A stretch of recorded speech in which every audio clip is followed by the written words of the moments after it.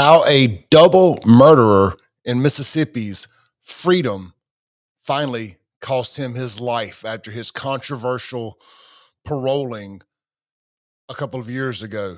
We're going to tell you the story of James Williams III. It's a story we've been following for 2 years now here on my platforms and the Clay Edwards Show. It's come to a not surprising end out here in Rankin County over the weekend. Before we get into that, first, swing by my merch shop, buyfafo.com. F around and find out. It is the theme of this show. FAFO. The very shirt I'm wearing is available for only $20 plus shipping and handling right now. There it is up on the screen. It's the Mississippi Blackout Tag Edition FAFO shirt with Clay Edwards Show up under it there. That is a very popular tag here in the state of Mississippi that people get customized on their vehicles. We also have the Real American Hero version of the shirt available in limited sizes for right now. We got it in the black shirt and we have it in the gray. All of these are athletic fit tri-blend shirts, pre-shrunk, great fitting shirts. They do run a shade small. I wouldn't say a whole size small, but just FYI. Hey, also available for pre-order now. You a big St. Patty's Day fan? Want the green shirt? Want to represent the FAFO lifestyle, the Clay Edwards Show? We got one available for pre-order now. It's got the FAFO on the front there with the clover leaf for the O. And it's also got the date and location, Mao St. Patty's Day Parade or Howell St. Patty's Day Parade, whatever they're calling it now, on the sleeve. And then it's got the big FAFO on the back. It is available now for pre-order on the website buyfafo.com.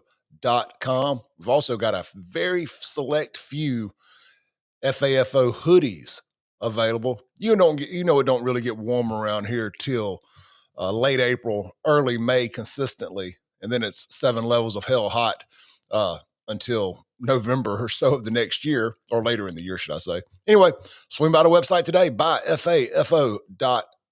Let's get back to it, shall we? Let's dive in and listen to Maggie Wade over at WLBT, give you a quick synopsis of what happened out here Saturday. And then we have a picture of his vehicle from the scene directly after the accident. Investigation is underway after a man is killed in a 2-vehicle crash. The Mississippi Highway Patrol tells 3 on Your Side the incident happened at 12:20 p.m. today on Highway 18 near Sanctuary Drive. MHP says a Honda Civic was traveling north on Will Stutely Drive when it collided with the GMC Sierra that was traveling east on Mississippi 18. The driver of the Honda Civic, 39-year-old James Williams III, died at the scene. A family member confirms Williams is the same man who was released from prison after serving 20 years for killing his father and stepmother. They were shot to death, their bodies found in Brandon. The driver of the Sierra, Curtis Jones, and the passenger, Ruth Jones, were taken to a hospital with unknown injuries. Now, before you go feeling too bad for old James there, don't forget that he, I'll tell you in just a second, he spent a week trying to kill his father and stepmother by giving them rat poison in their food. It wasn't working fast enough. That's when he killed them. He cut them up and put them in Rubbermaid totes over in South Jackson at their home, and then brought them out here to Shiloh Park in Brandon, where they were later discovered in the back of a truck. So don't feel too bad for them. That happened back 23 years ago. So I know people can change. The Lord can save people, all of that. Some crimes are unforgivable, in my opinion. Here's a photo of the vehicle. This is his Honda Civic here. You can screenshot that, zoom in, whatever you want to do if you want to see it more. I'm guessing he probably wasn't wearing the seat belt. I haven't seen the other side of the vehicle to see what the damage looks like. But from this side, it doesn't look that bad. Hard to vision what may have happened. Maybe he got T-boned on the other side there. Again, not 100% sure. But there's the photo of his vehicle. Now let's do this. Let's take a look at the story from back in May of 2023 when he was released from prison. And let's show you Miss Cindy Williams. She is his father's the victim too in this. Make no mistake about it. But Miss Williams, her son, Zeno Mangum, I have interviewed on my radio show. And we've talked about this. For whatever reason, the parole board misinterpreted the United States Supreme Court's ruling about minors not being able to sentence minors to life without the possibility of parole, and thought that that meant that they had to parole him, apparently. So he was sentenced to 2 life sentences without the possibility of parole. He committed these crimes when he was 17 years old. Now, by the time the trial actually happened, he was 18, making him an adult, but that didn't really matter because what matters is when you committed the crime. Later, the Supreme Court, the United States Supreme Court, handed down a ruling saying that you couldn't sentence a minor without the possibility of parole. That did not mean you have to parole them. For whatever reason, I think it has something to do with the church he was a member of. They wielded a bunch of influence. They said that they could let him out, and he was a model citizen, a model prisoner, and he could do a lot of work doing ministry and all of that. I thought he could have done a better job with that inside the prison, talking to prisoners who had not yet been released but weren't sentenced to life in prison, and he could maybe help guide them and maybe help them find Jesus. Now, this is a complicated topic, right? You know, as a Christian, I'm supposed to believe in forgiveness and all of your sins being forgiven.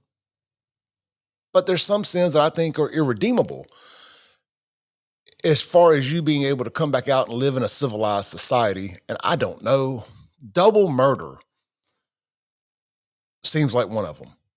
Cold-blooded, well thought out, pre-planned double murder of your father and your stepmother seem like crimes that you should never be released from prison after you commit. I was out on a ruck. That's walking with a heavy backpack on, for those that don't know. I was basically hiking when I got the news about his death, and I immediately reached out to Zeno Mangum, the son of Miss Cindy Williams, and I let him know. He had just found out from another family member, but I guess I kind of confirmed it for him. He was quite emotional. He was conflicted about how he should feel about it. You know, I didn't tell him one way or another how he should feel. You know, just wished him well. And it was a really emotional moment because, you know, just as an associate, as a person in media, and somebody who had followed this through and through, you know, I was emotional for him. Here's another part of it.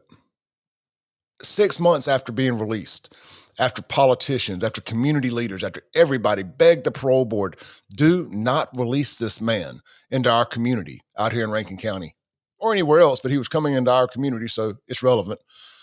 6 months later, he was involved in a single car accident in Pearl on a Friday afternoon where he received a DUI after he left the scene of an accident because the car was beat up and couldn't drive away. It was at a ditch or something. He's inside a local business there. I think he worked at it. I can't confirm or deny. The judge, the way the law was interpreted, that a first offense DUI could not revoke his parole and send him back to prison. So he was allowed to stay out here with time served. I think they kept him in jail for a couple months after that, where they tried to figure out what to do with him. They let him back out. A year and a half goes by. He's on his best behavior, in all fairness. And the Lord strikes him down, and he dies in a 2-car accident here in Brandon on Highway 18, Saturday, February 22nd in the morning time. You know, proving that you can outrun a lot of things. Karma ain't one of them. And that, my friends, is how James Williams III, how his freedom, how his second chance at life cost him his life. Tune into the Clay Edwards Show every Monday through Friday, 7 a.m. to 9 a.m. It streams live right here wherever you're watching this video. We go live at 7:07 a.m. to be exact. And we're on the radio locally in Central Mississippi at 103.9 FM WYAB. You can also check out WYAB.com. Men, if you're suffering from low testosterone, or if you're suffering from any of these symptoms, should I say, you could be suffering from low testosterone, fatigue, decreased muscle tone, lack of energy, low libido, brain fog, and sleep disturbances. Text my name, Clay, C-L-A-Y, to 601-327-8550 and get your complimentary testosterone screening today.